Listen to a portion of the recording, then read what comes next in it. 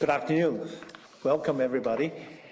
We respectfully acknowledge the unceded ancestral land of Tenay, on whose land we live, work, and play. Welcome to special council meeting on January the 15th, 2024. I would like to call the meeting to order. First, we only have one item on the agenda. I would like to move that adopt, seconded by Councilor Klassen. All in favor? Opposed? Carried. Thank you. Reports.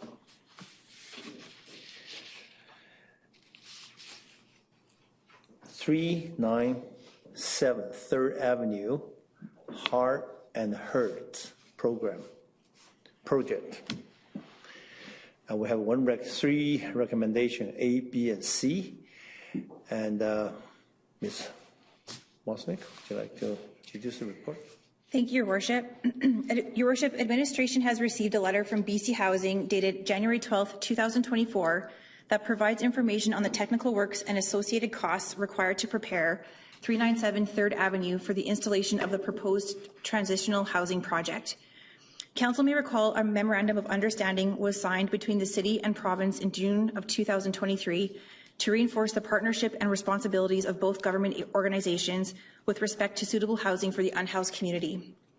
Pursuant to the MOU, the City identified a City-owned site located at 397 3rd Avenue for the purpose of a proposed transitional housing facility project for the Homeless Encampment Response and Temporary Housing, or HEARTH program. This site was selected because it is owned by the City, the adjacent properties are owned by the Province, it is in close proximity to the court-protected Lower Patricia encampment, and it is in close proximity to many service agencies. The report before Council this afternoon has been prepared in response to the request for contribution and seeks Council's consideration of funding $468,126 to complete the site preparation works for the proposed transitional housing project intended for 397 3rd Avenue. The cost estimate for the site preparation reflects the cost estimate for a contractor to complete the works. The report provides an overview of the funding sources that would accommodate the request, which would be subject to Council approval of a temporary use permit, the City entering into a lease agreement with BC Housing, and BC Housing providing written confirmation to the City that the transitional housing facility project described in the staff report will be constructed and opened as soon as possible. Thank you. Thank you. Would you like anything further, Mr. Babish? Your Worship, senior staff are in attendance and available to answer any questions from Council regarding this matter and provide any supplementary information. Thank you. Any question for the administration?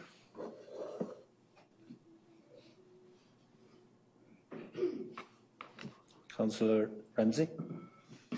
Thanks, Your Worship. I'm just going to start by putting the recommendation on the floor for discussion. Thank you. Seconder by Councillor Polillo. Councillor Scott. Do you want me to speak to it?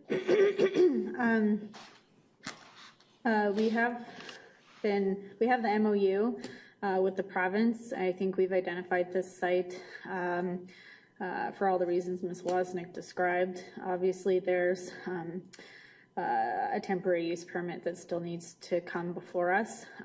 At this time, I want to hear what my colleagues have to say, but I'm leaning towards support, as I think that this is challenging in that housing is not under the jurisdiction of the municipality, but this is a complex issue that's in our community that needs complex solutions, and I think that this is one of those things. So I am leaning towards supporting this and would perhaps look to Mr. Dalio on the financial picture and how this will impact the budget this year. We fund our capital requests as a comprehensive plan. We do keep a bit of a buffer aside in case a project needs to go over and we need to come back to Council and say, hey, these circumstances changed. We're eating into that buffer to fund these in both the general sewer and water expenses. So the buffer is a little bit less. I still feel it is enough for us to likely deal with whatever comes our way. So I think we can handle this and be all right. Thank you for that. I appreciate that insight.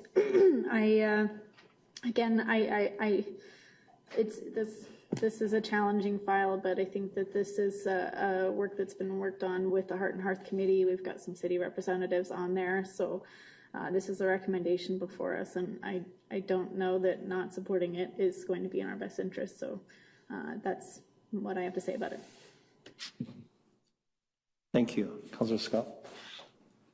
Thank you, Your Worship. And through to Ms. Wozniak, would you walk us back through how many units are available, are going to be available in this project? Your Worship, through to Councillor Scott, the servicing brief that was provided and is attached to this report indicates that 44 units of overnight sheltering would be provided on the site, which they're saying would be 2 people per unit, so up to 88 people could be housed on this project. And is double occupancy regular in this type of sheltering? Your Worship, I'm not sure about that. Okay, thank you. Your Worship. Thank you. Councillor Bennett. Thank you very much, Your Worship. So I guess perhaps through to administration first. So recognizing that, again, right now there's just over $468,000 needing to do the servicing for this project. As once the project is up and if it's approved and the project gets up and running, operational costs, all of that is to be covered by BC Housing. There's at this point there should be no additional costs to the city for this project. Mr. Babbage. Thank you, Your Worship. Your Worship, those, we believe you're correct. Those items would be confirmed through the lease agreement. That is one of the conditions that staff have recommended council approve this matter on. So those operational details would be negotiated and confirmed through the lease agreement. The funding would be subject to that lease agreement being entered into, as Ms. Wozniak indicated, together with the temporary use permit approval by council, as well as written confirmation from BC Housing that the project would proceed with construction and opening as soon as practicable after the city services the site.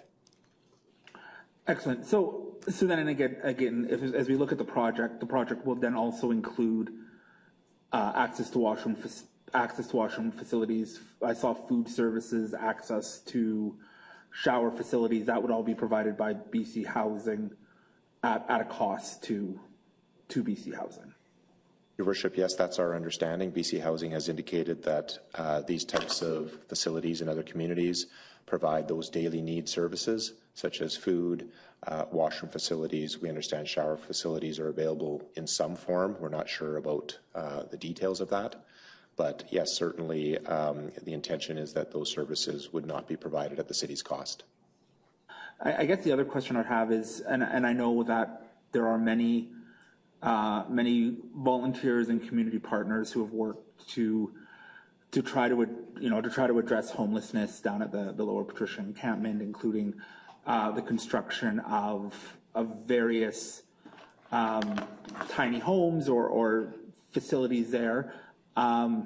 If this project was to move forward as a response under the Heart and Hearth, is there an opportunity on this property if somebody wishes to move that structure onto this property? Is that something that they would be able to do? Again, I'm just thinking if this project is to come up with and solution is maybe not the right word, but come up with a plan to transition individuals from the encampment into something a little bit cleaner and safer with the washroom facilities. If they wish to keep the structure that they're currently in, is there an opportunity on this property for that structure to be relocated? Your Worship, the operator of the facilities would be BC Housing. So it would be BC Housing that would be determining what the appropriate services are and what form they are being taken. Our understanding is that the intent currently is to have modular type housing placed on this site. There's been no discussion about any tiny home type structures, Your Worship. Excellent. Thank you. I have a few other questions at this time, but I'll allow my colleagues to get in the queue first, and I'll hopefully be able to come back in following. Thank you, Councilor Brown. Councilor Polillo. Thank you, Your Worship. I know it'd be tough to put a timeline. I know from the report the work would start fairly soon. Any idea when the services would be completed? Or I know I don't want to put you on the spot, Mr. Babich, but can you comment on that? So, Your Worship, the services, this would be more for Mr. McIntosh's expertise in terms of timing of the services, because I believe excavation would be required to actually install the services. However, before the city commits to those funds, as indicated, those three conditions would need to be satisfied. So in terms of sequence, I believe the temporary use permit and the lease agreement would be finalized first prior to the city starting the work on installing the services, Your Worship. So like everything, there's process and procedure moving forward. Did BC Housing give any indication on the temporary nature? What does that mean, temporary? Is that Ms. Wozniak? Your Worship, through to Councillor Polillo. So in my conversations with BC Housing, the site's being discussed as, again, a temporary use permit to allow this, this housing to occur on the property. Temporary use permits are allowed up to 3 years, as Council is aware, and also for a possibility of renewal for up to 3 years. So we're looking at 3 years with the potential of another 3-year extension for the site to be operated as this type of facility. My comments are similar to Councillor Ramsey, that this is challenging, but from my perspective, this is something that I'm supportive of. This is a significant investment from the city, nearly $500,000 in terms of servicing, and then of course the land as well. So this is quite a significant commitment from the city to make this work in partnership with BC Housing to make this happen. So, and I guess as well, living up to our commitment in the Heart and Hearth that we agreed with the Premier about 7 months ago. So, thank you, Your Worship. Thank you. Councillor Klassen. Thank you, Your Worship, and I just want to say I appreciate all my colleagues' comments about this. So one question through to staff. How long have we been considering this site as a potential place for this to happen? I was looking for it in the e-scribe because I was pretty sure we had discussed it at some point. Your Worship, the city recently issued a media release January 2nd, and that confirms that we've been advocating for this site since the spring of 2023. Okay, spring of 2023. Okay, thank you. One thing I know that, I mean, we all will agree that there is a need for housing like this, and we're excited to see the province move forward on it. But I mean, for concerns for the local businesses, do we know from other jurisdictions what has happened in the local business area? Like how have these facilities been perceived and experienced by the neighboring businesses?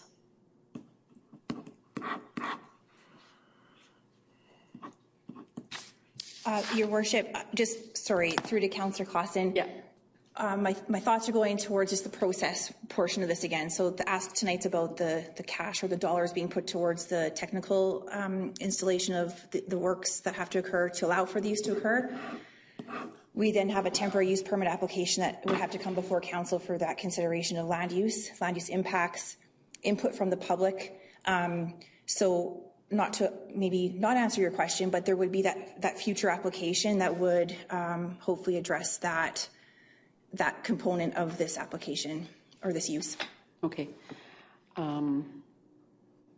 And so just a question on the rezoning. So that is going to come forward as soon as possible, or how does that work?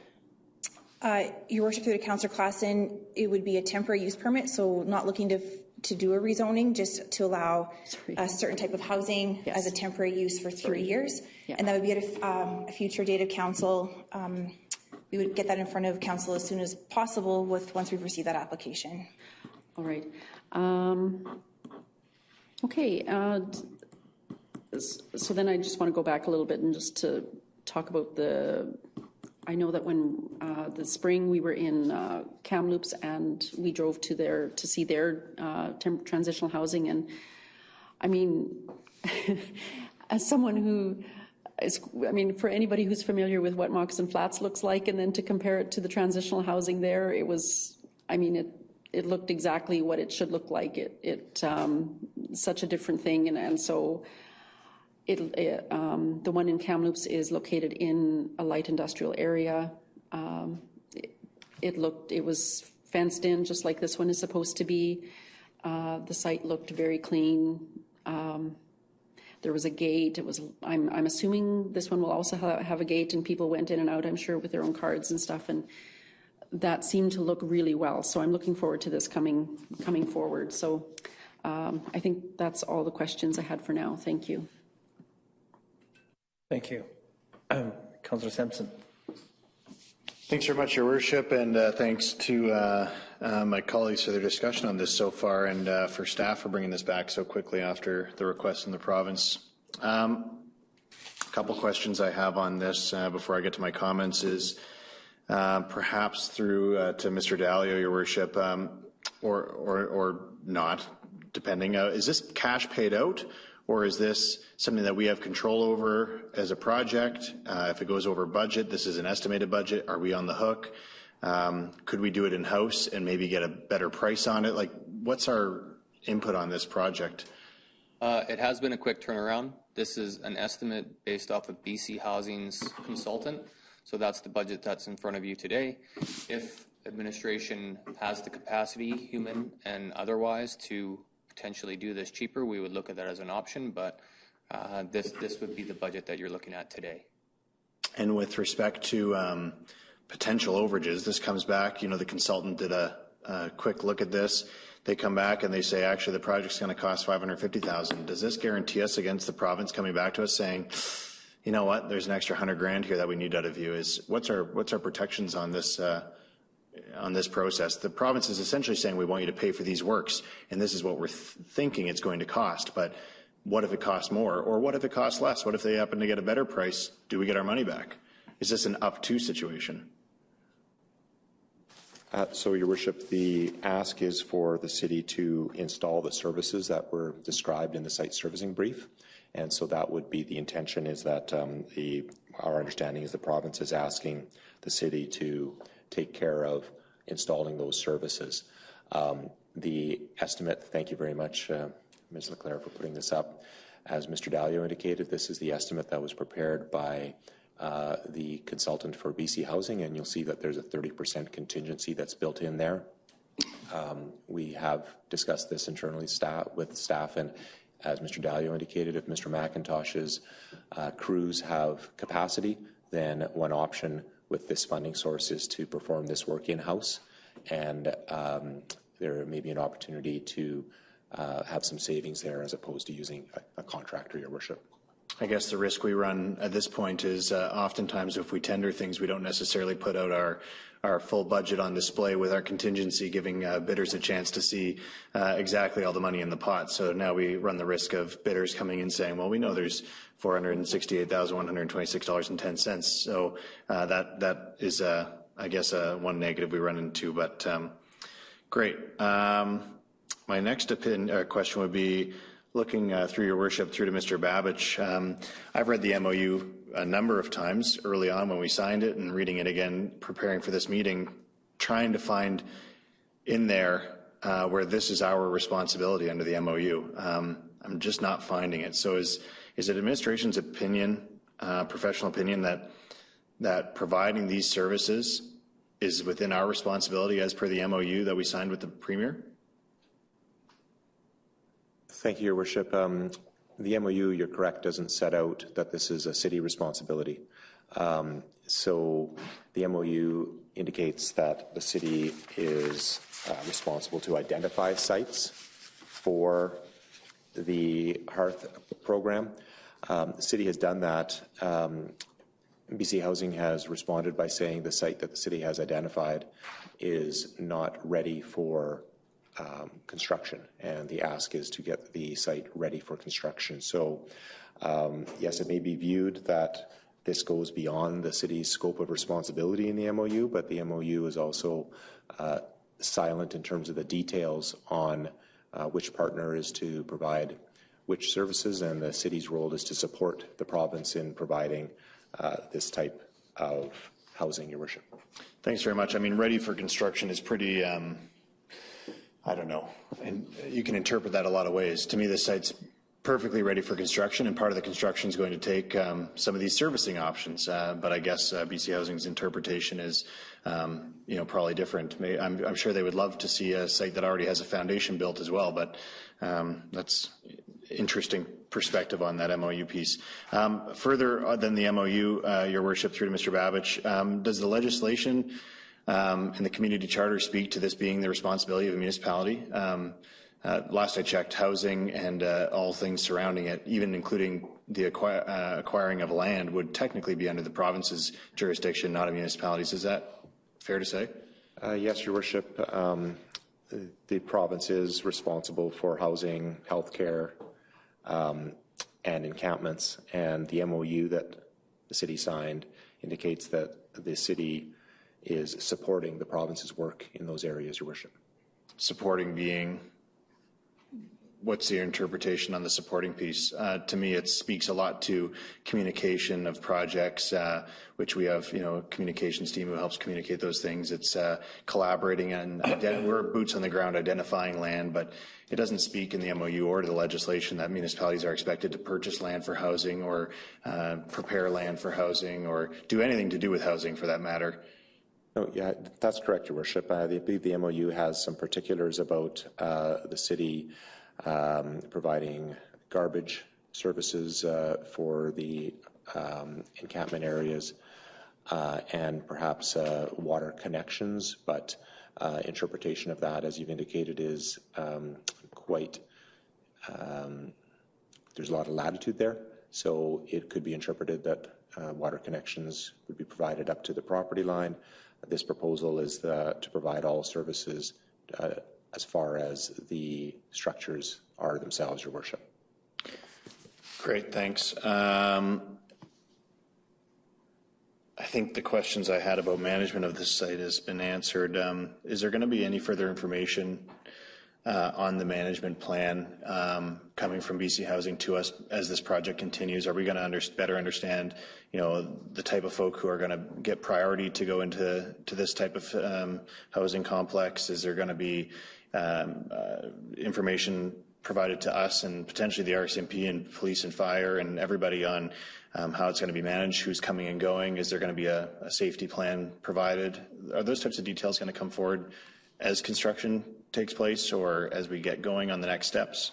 Yes, Your Worship, that's the intent. As has already been indicated, that first step is a temporary use permit to return to council, and administration would provide whatever information in those details is available at that time for council's information in its consideration of the temporary use permit. But the majority of those items that you spoke of, the site composition, the site management, security, hours of operation, things of that nature would really be negotiated and confirmed through the lease agreement process, we believe, Your Worship, and we certainly intend to have those details settled when the lease agreement is signed, Your Worship. Great, thanks. And one last question, kind of before I get to my thoughts. What is our guarantee that BC Housing is going to move on this? So we had a guarantee from BC Housing when we purchased the property on Ottawa and First, down on First Avenue, that health and housing project, that they would be building multiple phases. There'd be a health and housing wraparound service model.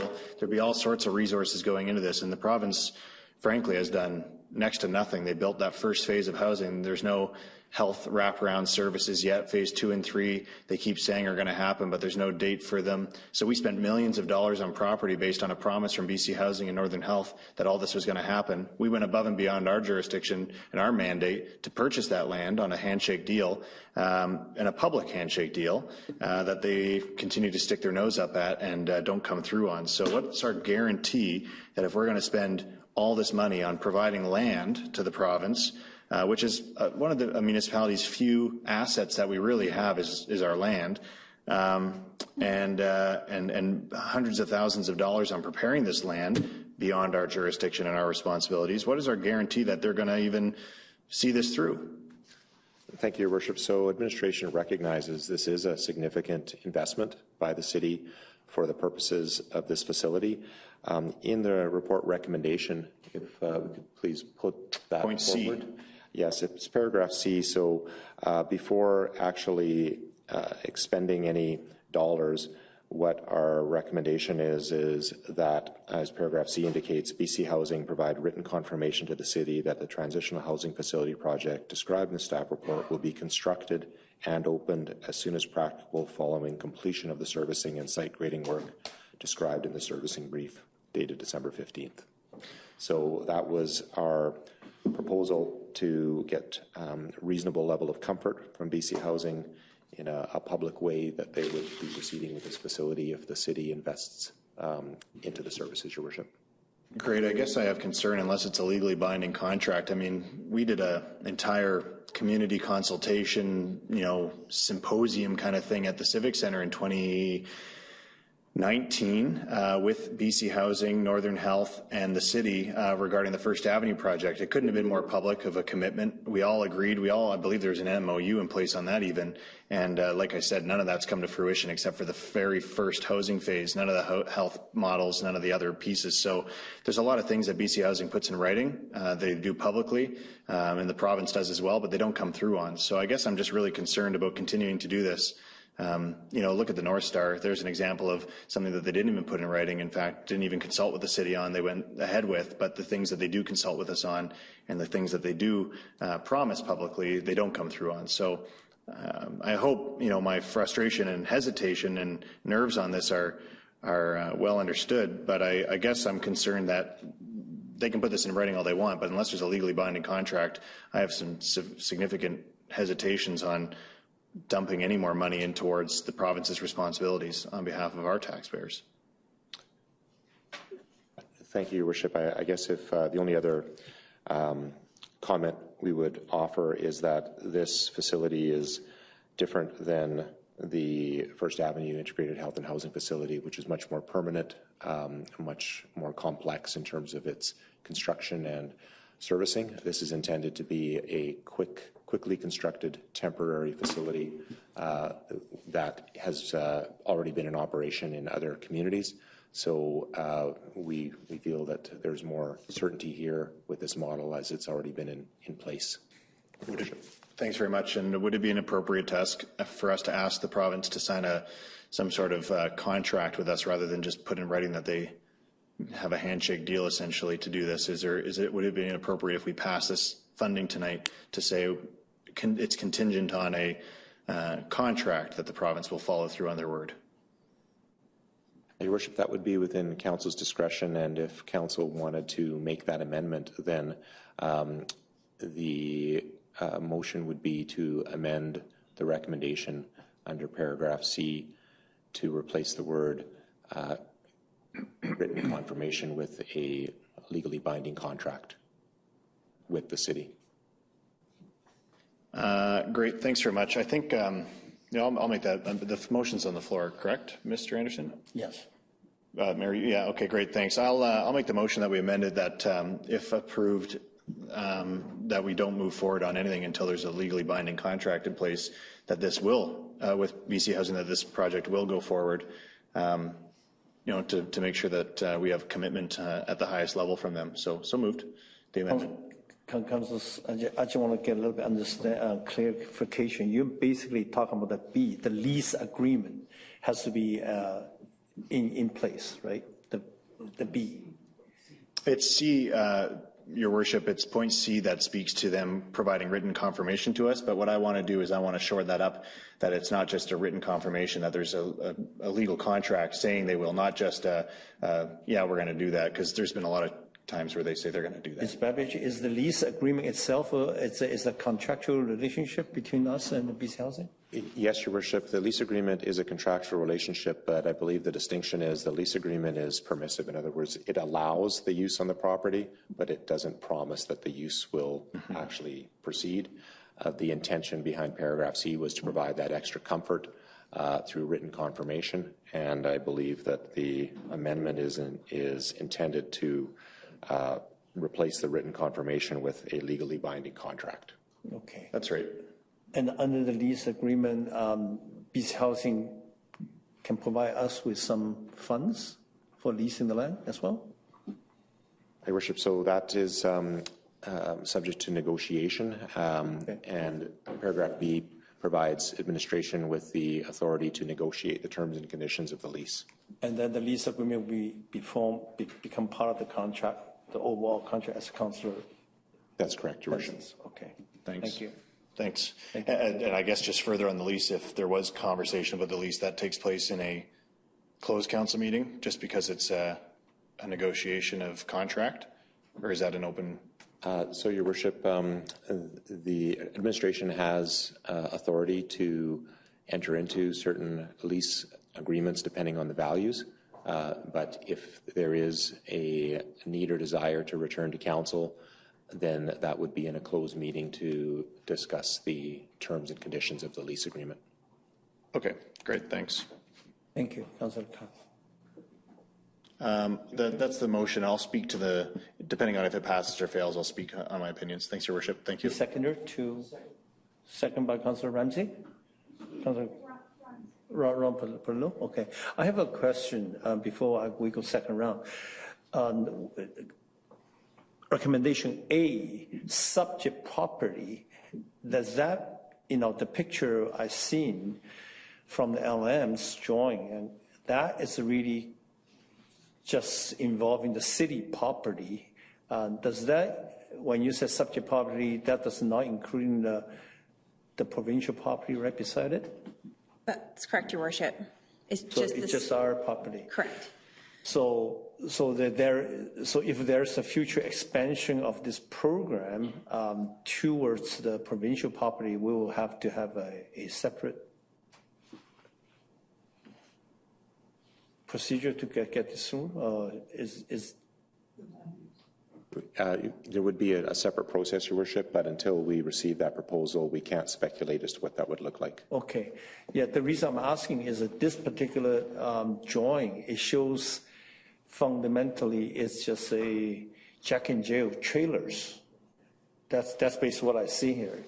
So, and yet the drawings keep saying buildings. So we're not building something permanent building. We're talking about Jack and Jill trailers, right? Is that so? If that's the case, the communication to the LM that prepared this drawing was given to them from us or from BC Housing, or it is some kind of directive jointly given to LM to prepare this drawing? Who made the decision to using Jack and Jill? That's my question here.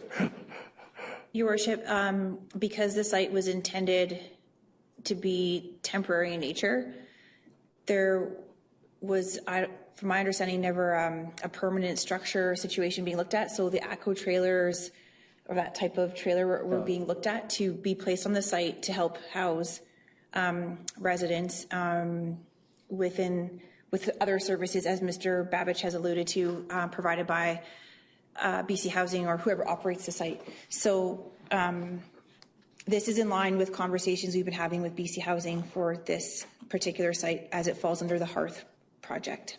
Thank you. The reason I'm asking is because the drawing is clearly show the 88 units, but I do not see supervision facility right attached to the building itself. So I am just, based on what I see here, I'm just wondering, has BC Housing already thought through the exact program they can be running there, or they have contacted some NGOs to running this, or do we have any information on that? Your Worship, I don't have information on that. Just to clarify the number of units, it's 44 that are being shown, which have a potential to have double occupancy, so up to 88. And to Councillor Scott's question she asked earlier this afternoon, I don't have confirmation if each unit is intended to have double occupancy or not, but that's how the servicing brief has been crafted to address that population number. Thank you. So if this drawing only show 44 and the program says 88, are we going to provide a hookup for the entire site, including the BC government site, so we able to do 88 units, or is this program is 44 units, it's not 88? I want to be clear about that. It's 44 with double occupancy. But the district Jack in jail trailer, how can you put 2 people in the one room there? I'm just wondering about that. So, Your Worship, again, the servicing brief was crafted to speak to 44 units for the site. The works that are being asked about and considered this evening are for site prep on-site, and as well as bringing servicing to the site off-site works. So this would be for the city to conduct the works or fund the works for the entire bringing the off-site works to the property, so water, sewer, storm, and also the site prep and any servicing on-site that's needed. I see. So the public should be given the information that these are construction trailer with bunk beds. That's what it shows then. I'm not sure of the orientation of the interior tenant spaces of how this will, I mean, there is the sketch in front of us. Again, this is the best site plan we've been provided to date, so we're in front of council this evening just seeking to ask about the dollar for the technical works, and then as Mr. Babich has alluded to, in future council date, talk about the uses of the site in more detail through a temporary use permit proposal. Thank you. So these are double beds. Yeah, I've been to many of these trailers. Yeah, so it's going to be, okay, got it. Thank you very much. Councillor Ramsey. Thank you, Your Worship. Just speaking with regards to the motion on the floor, Councillor Sampson's amendment for the contract. I had the same question as yourself regarding whether or not the lease agreement would constitute that binding contract. So I appreciate Mr. Babich's comments on that. I guess my question, perhaps I don't know if this is through to Mr. Babich or not, would be that if the city is to pay this $468,000, I guess if we could just stipulate that if BC Housing doesn't go forward with a project, that money is perhaps reimbursed to the city for providing that work if it doesn't result in the completion of the structure. I do see Councillor Sampson's point in that we are putting out almost $500,000 for this, and I do want some assurances that this project will go forward. So I am amenable to that amendment, but if there's a way to protect some of that taxpayer dollars that's going into this project to ensure that it is completed, and if not, returned for other infrastructure projects, that would be appreciated. So I don't know if you're able to comment on that aspect, Mr. Babich. Your Worship, the amendment that's on the floor currently would achieve the certainty, the legal certainty that we understand that Council is looking for in this, and the remedies would be available to the city with a legally binding contract with respect to any losses that would be incurred if the facility doesn't proceed, Your Worship. Great, thank you. I'm happy to support that, and I hope BC Housing is amenable to it. I just, I think hopefully they'll understand that we're really just trying to protect that, our asset there, so that make sure that this goes through. So thanks for that clarity. Thank you. I'm going to just do one more clarification before Councillor Sampson. It's when you said, binding contract, it's not only our contract with the BC Housing, but also a contract with the service contractor to actually going to be putting the services as well to lock in the prices. No, thanks very much, Your Worship, for asking. My certainty I'm looking for is just simply that the project will go forward, and then our piece is, from my understanding, our piece is to manage the actual works on the site. Okay. Thanks. So it's a friendly amendment. Yeah. Okay, I can see that. Councillor Klassen. Thank you, Your Worship. And maybe a question through to Mr. Babich. Do you see, with your conversations that you've had, do you think that the amendment would create an issue? Your Worship, I hope not. The BC Housing didn't express any concerns with the written confirmation, so I would think that the amendment to convert that to a legally binding contract shouldn't be alarming at all. Yeah. It's very close to what was intended, Your Worship. Okay. All right. Okay. Councillor Bennett. Sorry, Your Worship, I was not speaking to the amendment. I was just looking to get back into the queue on the main motion, so Okay. I'll wait for after the amendment. Okay. Call to the question. All in favor of amendment? Opposed? Carried. Councillor Bennett. Councillor Scott.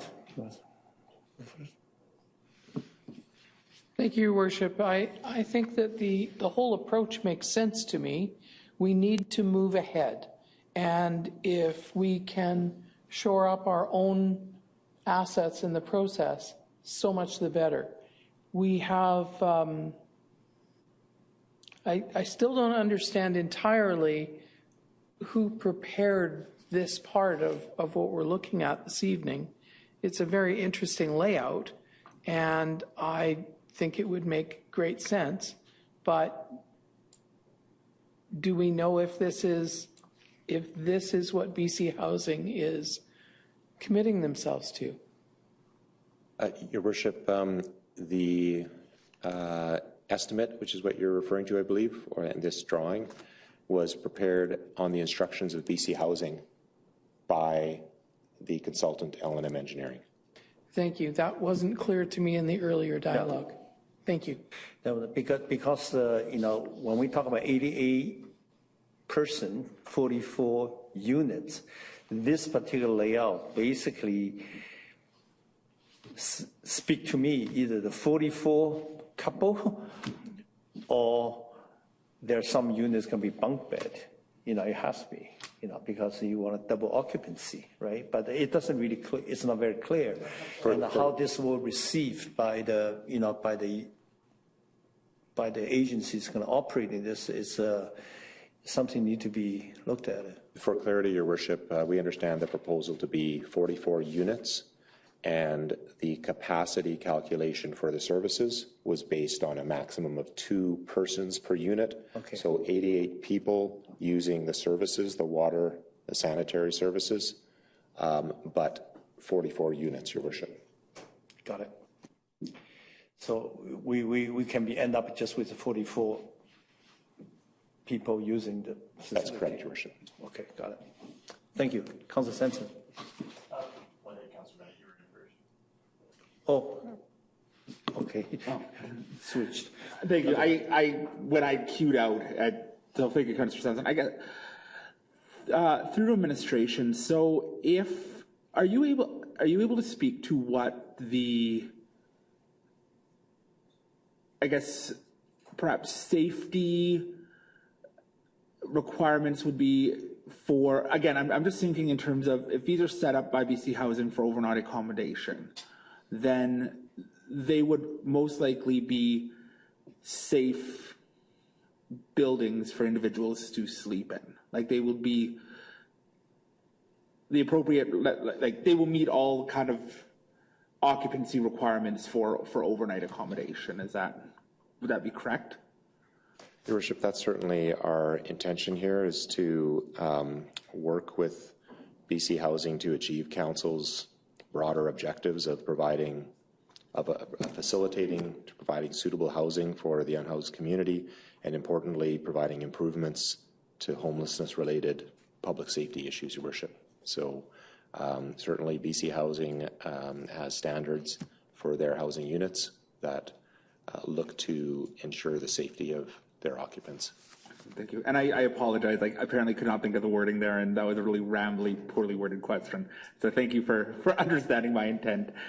I guess my other question would be, and just not that this really probably matters in the scope of, but I couldn't find it as part of BC assessment. Do we know what the value of the property is? And if we were to, and then through to administration, if we were to complete this work and BC Housing did not go through with the intended purpose, I would see that the addition of this work would potentially increase the value of the property. Is that a fair assumption?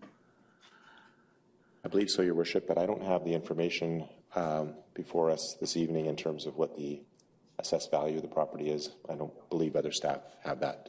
No, and I couldn't find it on BC Housing or BC Assessment, so I wasn't aware if staff would have that. I guess for a few reasons, and I think I'd echo a couple of comments that Councillor Scott made. You know, we sat on this file for a long time advocating to the government for how we can best support our unhoused community. And, you know, I look at this and again, I've had the opportunity to speak with, you know, some of the residents in the Miller Addition, speaking to a couple of the business owners in that area. You know, I understand, I think, the concerns that the current encampment is causing the community in that area. I look at this investment as a way to, A, move forward, but also not only, I think, provide a safer accommodation for our residents currently living at the encampment, but also as a way probably to be more wise with our taxpayer dollars. I think about the amount that the city is currently investing in you know, fire rescue response and bylaw response, in various investments that we are currently making to be responsive to the encampment. I think at this point, I look at, you know, being able to bring in 44 units will accommodate those who are currently living at the encampment from the numbers that I think have been reported out. So I hope that this would provide security not only for the residents, but be able to provide better security and support for the businesses and for the residents in the Miller Addition, because it will be a little bit more of a controlled environment, and be able to provide the support needed for, you know, things like washroom facilities and proper food service facilities, and be able to create an environment where hopefully wraparound supports will be able to be provided. You know, I do recognize Councillor Sampson's comments around the that this is not necessarily the responsibility of local government, and this is not something that, you know, this would be something that the province could move forward with. But at the same point, I think I would echo Councillor Scott's comments that we need to move forward. We are spending a lot of money right now very reactively, and if we can find a way to invest and do something proactive, I think hopefully that will lower our overall costs in the long run, and be able to allow us to invest resources elsewhere. So for that reason, I'll support this recommendation. Thank you. Ms. Anderson? Thank you, Your Worship. Just looking for clarity on the motion. Right now, the recommendation says consider approving, but I believe the intent of council is to approve it subject to A, B, C as amended. Three. Yes. Yeah. One motion for all three together, or? That's correct, and it's approved, not consider approving, Thank correct? You. Sampson. Thanks very much, Your Worship. You know, I just want to, before I get too far into my point, I want to say, you know, what I want for our community, and what I realize is our responsibilities as a local government and within our reasonable resources are sometimes conflicting. I want this for our community. Otherwise, I wouldn't have supported the advocacy that we've been doing on it for months and months and months. I think we need this in our community. I think our community deserves this. and so do the folks who are living in pretty precarious circumstances downtown right now. They deserve this as well. What I'm frustrated about is how unfair this is to municipalities across the province, to municipalities like ours, Prince George. Our taxpayers are going to be, if we approve this, paying for something that should be borne by the entire province. We should be sharing in these costs because this is a provincial responsibility and this is a provincial cost. Folks are moving from other communities that don't have resources to our community, and our taxpayers are left picking up the bill while those taxpayers in those other communities are not. And that's not fair. This is a provincial-wide issue, and this is the responsibility of the province, and therefore the cost should be borne by the province as a whole. People in Prince George pay taxes to the province just like everybody else, but that's why these types of situations are a provincial responsibility. I'm frustrated because we're already giving land for an undetermined amount of money, but I reckon a lot of money. It's the value of that land would be significant. That's already above and beyond our jurisdictional requirements and responsibilities. It feels like the province is essentially holding municipalities hostage for the highest bidder. They're only willing to do projects like this in municipalities who are willing to put up the dollars, and that's not fair. Prince George is lucky. We have money in reserves. We have money put aside. We're able to afford this. But what if we couldn't? What if we couldn't afford this? If we didn't have the foresight to have dollars and cents put away? We're lucky that we're in that position. And we have other responsibilities that are our responsibilities that we should be putting those dollars towards, in my opinion. Infrastructure that is aging and aging and aging that we are ignoring because we continue to take on millions of dollars of provincial responsibilities every single year. But we're lucky that we could technically afford this. But what if we couldn't? We're just not going to get the support and the housing that our community desperately needs, even though it's not our responsibility. That's not fair. The province isn't just holding us hostage. They're pitting us against each other. They're pitting municipalities against each other, saying, who's got the dollars? Who's willing to put their hand up and provide us land? Who's got the dollars and is willing to put their hand up and set up the land? What's next? What's the next project going to be? Who's willing to build the building and then we'll manage it? Like, where does it end if we continue to go down this road with the province? This is their job. This is their responsibility. And frankly, I think it's disgusting that we have to beg, plead, and put our hands up with every resource and little bit of money that we have available to us that should be put towards our responsibilities as a government to do their job. I think it's really sad. I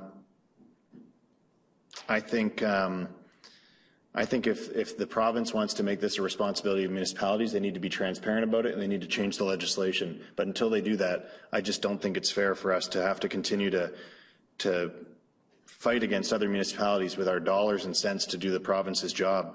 This is needed for our community, desperately needed for our community.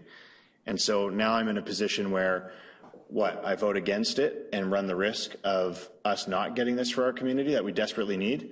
Or do I do the right thing, from my perspective at least, and hold our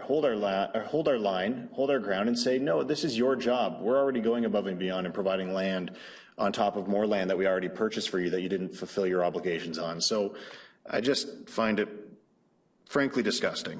Housing shouldn't be a carrot dangled in front of people's faces. It needs to be acted on and in good faith. You know what? The argument could be made. I think it's a pretty weak argument, but it could be made that you should be providing services. You know, if the BC Housing said you should be providing services up to the property line, okay, maybe. You know what? That's a fair partnership. But that's already on top of us giving them the land when they have land next door that they own. So that seems ironic. You know what? I just can't support this. I support the project. I think we need it. I want it for our community. But I can't support us putting our money out there and continuing this frankly disgusting fight among municipalities for the province's attention to do their job. This is their responsibility, and I won't support them continuing to pit us against each other. This is their job. Thanks.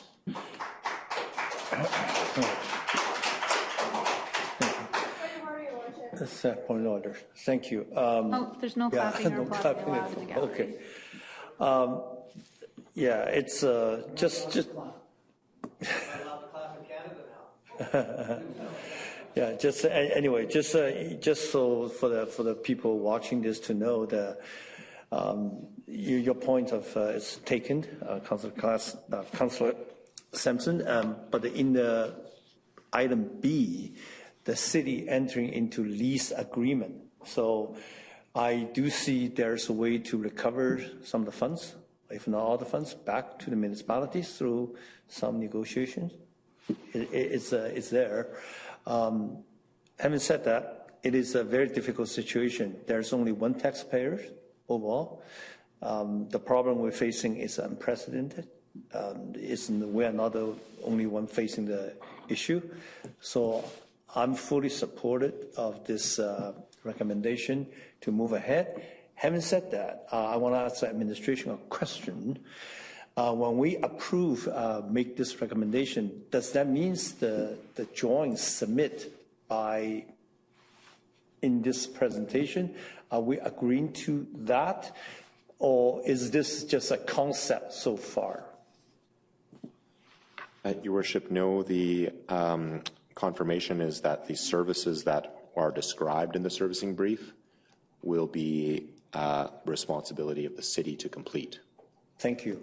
Because we are trying to recommend, we recommend the council to approve this as a temporary, the key word is a temporary use, but the drawing clearly show a 150 millimeter water line and 150 millimeter pipe for sewer line. And for this, the size of this site, and if we are going to be doing this work anyway for ourselves, because eventually I would like to see anyway, these trailers to be moved out of there and a proper development happening over the area. So I would very much like to see, the sewer line, the water line be increased to 200 and sewer line be increased to 250 if it's possible. The cost difference is very little, but that will give us a more flexibility in the future to develop that site when the temporary trailer moved out of there. So this is but we can still have the time to change that, right? Your Worship, I'm going to ask Mr. McIntosh for help on this one, please. Thank you.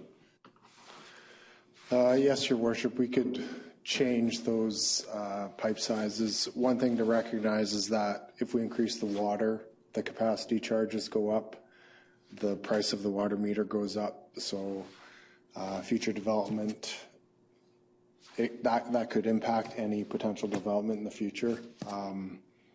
I think the preference being that this is temporary would be to abide by the servicing brief and do that installation. So will we be doing if there's a future development there, we'll get the developer to redo the piping? I believe so. And part of the challenge with this site is the overhead hydro lines that bisect the property as well. So I'm not sure what kind of density we could develop there given the limits of approach to aerial hydro lines as well. Thank you, Mr. McIntosh. Thank you. Councillor Clarkson. Thank you, Your Worship. I just want to say I really agree with what Councillors Scott and, most of you have said, and Bennett especially, about this isn't ideal. But I think, especially what Councillor Bennett said, the services will pay for. I really think that by doing this and by making this investment, that some of our costs in managing our downtown should go down. Because if anybody drives through Moccasin Flats, we just like the cost of maintaining that. Not only to the people who are living there, and it's quite a lot. And I think if people are living in actual homes, some of those costs that we incur because of it would go down. And I just want to say we're here as a result of decisions of the past, and I think. I look back to the 90s when we were busy trying to save money and reducing services everywhere, and all the little towns lost so many support services, and now here we are as a city trying to deal with this, and we can. it's difficult because now we're getting all the people coming in from all the rural areas because they don't have any services in their communities, and so that falls to us. But I think this is just something that we will have to do, and you know, it's not what we would like, but I think it's the best step forward, and I will be supporting the motion. Thank you. Councillor Scott. Thank you, Your Worship, and I've been listening closely to my colleagues. I'm not happy about this. This isn't something I really want to have happen. I believe that we've been told that, first of all, that BC Housing is responsible for housing. Great. But in order for them to come to fruition on a project, we have to support it. Okay. I heard that before around First Avenue, and I'm still waiting for the fullness of First Avenue to unfold. And that frustrates me. You know, in the larger picture, and I can go back much further, I remember believing that GST would be a solution to paying down the national debt. Not 1 cent ever went there. And nobody's ever looked back. And that amazes me. We have to move ahead. And I'm still going to support this because I think this is the mechanism before us in order to do that. I am reluctant. Thank you. Thank you. Councillor Ramsey. Thanks, Your Worship. I couldn't agree more with Councillor Susan Scott, but I have a recommendation I'd like to make after the vote is taken on this motion. So if I could just get back in. Thank you. Any more? I have one more question, Your Worship. Okay. What if we say no? What if this failed today? Is the project dead in the water? Is the province really going to walk away on the needs of our community, or is this a bit of a test the waters to see, well, let's see if they'll pay the $500,000 and that saves us $500,000? But have we tested the waters on that to see if we say no, are you really walking away on our community's greatest need right now? They spent, what was it, $12 million on the North Star recently, despite not consulting with us. So are they really going to walk away on a $500,000 expense on something that is a desperate need for us? Or is this a bluff? Are they saying, if we don't ask, we don't get? I would do the same thing. I would say, hey, let's ask. And if they say no, they say no. But have we tested the water to see, are they really going to walk away on this significant need from our community? Perhaps through the administration, Your Worship. Your Worship, in short, we can't predict what the response will be. Administration received this request from BC Housing, and they strenuously encouraged us to move forward as quickly as possible because there is work that has been completed and is underway, but we can't speculate as to the likelihood or not of this project proceeding if council doesn't support it. I mean, I appreciate that, Your Worship. If I look historically, when we purchased the land on First Avenue, I'm fairly confident, but not 100% confident, please correct me if I'm wrong, that we purchased the land, but we didn't service the site. We didn't prep the site. We didn't do that work. I believe that was done by the province. So is this the next step? Hey, this time they're not only going to get us the land, but they're going to service the site. And then what's next time? They're going to pour the foundation. And then next time they're going to build the building. So is this a creep over time, or is this going to be a one-off? Or I question that. What if we push back a little? What if we say, hey, you know what? That's not within our means, but we really need this. And we've already gone above and beyond our responsibilities to provide the land. So I wonder if it's a bluff and it's not worth calling, Your Worship. And maybe it's not, and maybe we blow it and the whole thing doesn't happen. But I don't know. Or maybe they come back and they say it wasn't a bluff and you need to pay or you're not getting it, and then we can have that conversation again. But I just think it's a little early to jump. Thanks, that's all.